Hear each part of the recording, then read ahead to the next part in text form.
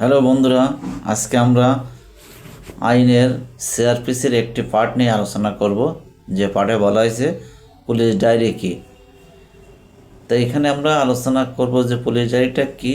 তো police diary হচ্ছে তাদের একটা নোট, ধরেন পুলিশ ডায়েরি। তো এটা হচ্ছে পুলিশ ডায়েরি হলো মামলার তদন্তকারী কর্মকর্তার মামলা তদন্তের ঘটনার ধারাবাহিক বিবরণ সহ অগ্রগতি প্রতিবেদন।